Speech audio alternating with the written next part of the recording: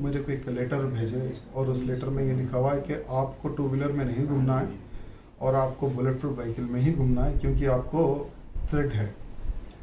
तो मैं कमिश्नर जी को आज मेल लिखने वाला हूँ, पत्र लिखने वाला हूँ एवं हमारे होम मिनिस्टर जी अमित शाह जी को और तेलंगाना के होम मिनिस्टर एवं मुख्यमंत्री को आज लेटर लिखने वाला हूँ कि मुझे किससे जान से खतरा है, क्या कोई टेररिस्ट ऑर्गेनाइजेशन से या कोई लोकल ऑर्गेनाइजेशन से या व्यक्तिगत, आखिर मुझे मारने का कौन प्रयत्न कर रहा है। तो आज मैं लिखित रूप में उनसे पूछने वाला हूँ।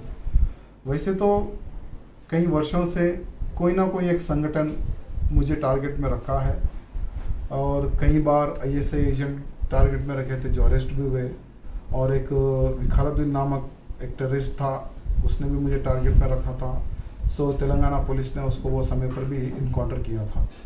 सो आज अचानक इस प्रकार से लेटर भेजना और दिल्ली में एक ऐसा एजेंट पकड़ा जाता है, तो कहीं ना कहीं मुझे उससे ही लिंक लगता है कि ऐसे कई हिंदूवादी नेताओं को या बीजेपी के कुछ नेताओं को उन्होंने टारगेट किया होगा, ऐसा मैं समझता हूँ।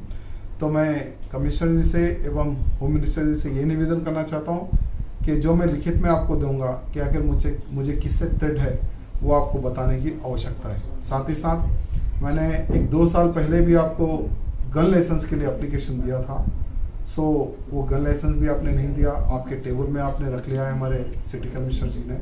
तो तुरंत मुझे गन लाइसेंस देने के लिए भी मैं आपसे निवेदन करना चाहता हूँ और साथ ही साथ आपसे ये निवेदन करना चाहता हूँ कि मेरी जान को किससे खतरा है वो भी अगर आप लिखित रूप में नहीं देते परवाह नहीं, कम से कम हमें बुलाकर ऑफिस में बुलाकर बताइए कि आपको इस ऑर्गेनाइजेशन से इन लोगों से खतरा है, तो हम भी हमारी सिक्योरिटी किस प्रकार से हमें करना है हम भी वो प्लान कर सकते हैं। क्योंकि तेलंगाना सरकार की जो सिक्योरिटी है वो किस प्रकार से है मैं बोलने की ज़रूरत नहीं, सबको पता है। तो मेरी जान को मुझे बचाना है, मेरे कार्यकर्ताओं को या मेरे परिवार को मुझे ही बचाना है, तो उस विषय में भी मैं प्लान कर सकता हूँ। तो अगर आप मुझे बताते हैं कि मुझे किससे खतरा है तो मैं मेरी सेफ्टी भी कर सकता हूँ।